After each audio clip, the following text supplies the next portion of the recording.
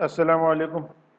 इस वीडियो में हम ग्रेटेस्ट कॉमन फैक्टर के बारे में पढ़ेंगे और जैसे यहाँ आपको नज़र आ रहा है फैक्टर और फैक्टर्स में भी फिर कॉमन जो है वो फैक्टर्स और उनमें सबसे ग्रेटेस्ट जो है। तो पहले हम फैक्टर्स सबके पहले ये देख लेंगे मोनोमियल्स किसे कहते हैं। मोनो का मतलब है एक और नॉमियल्स का मतलब है नंबर।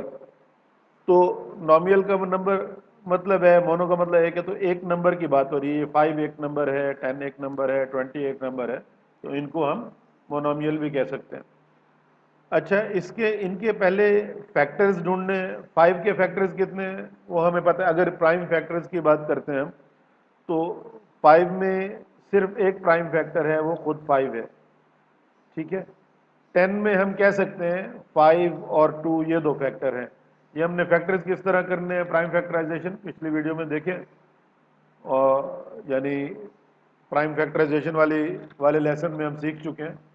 और इसमें 20 में अगर हम लेट से 4 times excuse me 4 times 5 is 20, और फिर जो 4 है वो 2 टाइम्स 2 है।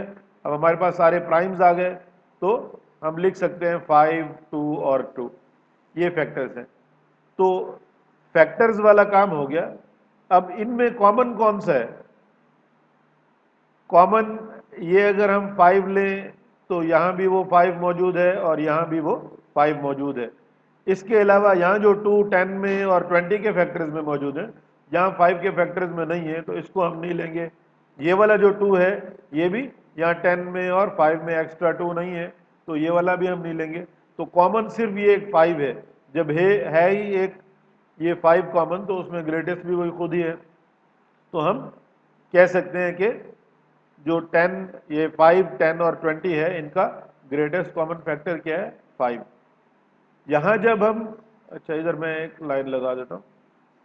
यहां जब हम देखेंगे तो पहले हम जो नंबर्स हैं 6, 6 और ये 12, इनके फैक्टर्स कर लेते हैं। उसके बाद जो है वो ए स्क्वायर्ड और ए क्यूब, इनके फैक्टर्स कर लेंगे। तो 6 के फैक्टर्स क्या है? 2 टाइम्स 3, 2 और 3 ये फैक्टर्स हैं।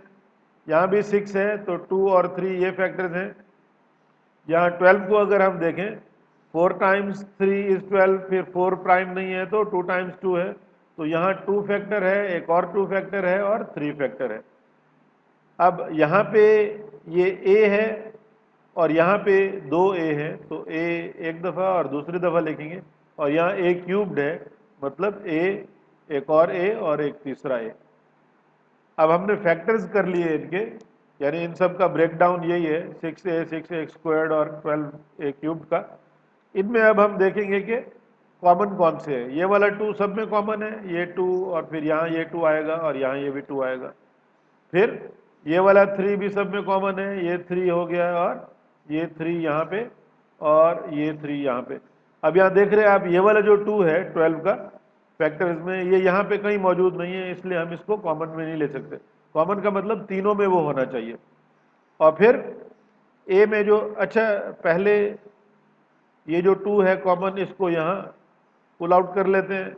और ये 3 कॉमन है, तो 3 को भी पुल आउट कर लेते हैं यहाँ। अब यहाँ पे ए है और ये भी ए है और ये भी एक तीसरा ए है। अब ये जो एक्स्ट्रा एक ए बच गया 6a स्क्वायर्ड में, ये यहाँ पे नहीं है 6a में, सिर्फ 2, 3 और ए है, इसलिए हम इसको कॉमन नहीं कह सकते। ऐसे ही यहाँ पे ये जो एक्स्ट्रा ए है 12a क्यूब में, ये ना 6a स्क्वायर्ड में है ना 6a में है, तो इसको भी नहीं लेंगे। कॉमन का मतलब जो तीनों में हो। और यहाँ पे मैं ए लिख देता हूँ। फिर आखिर में हम क्या करते हैं, इनको मल्टीप्लाई कर देते हैं, तो वो हमारा ग्रेटेस्ट कॉमन फैक्टर आ जाता है। तो 2 टाइम्स 3 6, 6a जो है ये 6a, 6a स्क्वायर्ड और 12a क्यूब्ड का ग्रेटेस्ट कॉमन फैक्टर क्या है? 6a। और यहाँ पे एक लाइन लगा देते हैं ऐसे। और यहाँ पे अब पहले नंबर्स को अगर हम करेंगे, 4 का 2 एक फैक्टर है, एक और 2 फैक्टर है, यहाँ पे सिर्फ 2 है तो उसको ब्रेक डाउन नहीं कर सकते उसका आप, और 10 में आप कह सकते हैं 2 टाइम्स 5, तो 2 और 5 हो गया। अब यहाँ एक्स स्क्वायर्ड है तो दो दफ़ा एक्स है, एक एक्स है दूसरा एक्स है, और यहाँ एक ही एक्स है तो एक्स लिखेंगे, उसको आप मज़ीद ब्रेक नहीं कर सकते। और यहाँ पे भी एक एक्स है, इसको एक्स लिखेंगे। अच्छा, अब y यहाँ पे एक है तो यहाँ y लिख देंगे, यहाँ पे भी एक y है तो y लिख देंगे, और यहाँ y स्क्वायर्ड है, दो y's हैं तो एक y और दूसरा y लिख देंगे। अब कॉमन्स की बात आ रही है तो यहाँ पे 2 कॉमन है, जो कि यहाँ पे भी है यहाँ पे भी है, इन तीनों में ये 2 है। उसके बाद ये वाला 2 यहाँ पे नहीं है और यहाँ पे भी नहीं है, इसको नहीं लेंगे। और यहाँ ये जो 5 है यहाँ पे नहीं है यहाँ पे नहीं है, इसको नहीं लेंगे। और उसके बाद अच्छा, ये पहले मैं 2 इधर लिख देता हूँ, बल्कि हमने पुल आउट कर लिया ये 2। अब ये x यहाँ पे मौजूद है, यहाँ पे भी ये x मौजूद है और यहाँ पे भी ये x मौजूद है, तो ये तीनों में कॉमन है, x को भी पुल आउट कर सकते हैं हम। उसके बाद ये जो दूसरा x है यहाँ 4x स्क्वायर्ड y में तो मौजूद है, लेकिन बाकी दोनों में नहीं है तो हम उसको नहीं छेड़ेंगे। ऐसे ही अब y यहाँ पे भी मौजूद है, ये वाला y यहाँ मौजूद है और यहाँ पे भी मौजूद है, तीनों में कॉमन है तो y भी यहाँ। अब आखिरी स्टेप क्या है, इन सबको हम मल्टीप्लाई कर देते हैं तो 2xy बन जाएगा। 2xy जो है ये ग्रेटेस्ट कॉमन फैक्टर है 4x स्क्वायर्ड y, 2xy और 10xy स्क्वायर्ड का। अच्छा, इसमें इस लेसन को देख के ये आइडिया आपको आ सकता है, एहतियात करने की यहाँ ज़रूरत है कि ये जो 5 है, ये जो 3 नंबर जिनका हमने ग्रेटेस्ट कॉमन फैक्टर लेना था, जीसीएफ लेना था, उनमें सबसे छोटा क्या है 5। बल्कि इसको मैं कलर चेंज करके फिर आपको बताता हूँ। लेट से ये वाला, या अब ये जो 5 है, जो ग्रेटेस्ट कॉमन फैक्टर है 5, 10 और 20 का, ये इन तीनों में जो छोटा नंबर था वही है। ऐसी 6a जो 6a स्क्वायर्ड और 12a क्यूब में जब सबसे छोटा नंबर था वही ग्रेटेस्ट कॉमन फैक्टर बना। यहाँ है, यहाँ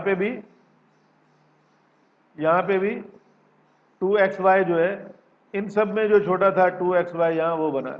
लेकिन हर वक्त ऐसा नहीं होगा। यानी मैं आपको एक यहाँ एग्जांपल देता हूँ, अगर ये 2xy स्क्वायर्ड होता, 2xy स्क्वायर्ड होता तो यहाँ एक और y आ जाता, राइट। लेकिन हमारे पास कॉमन y तो एक ही था। इस सूरत में भी अगर ये 2xy स्क्वायर्ड होता फिर भी हमारा जो ग्रेटेस्ट कॉमन फैक्टर है वो 2xy ही रहता इन सब का। लेकिन उसमें फिर ये सूरत नहीं होती कि जो सबसे छोटा वाला है उसको यानी वो वाला नंबर हमारा ग्रेटेस्ट कॉमन फैक्टर बन गया।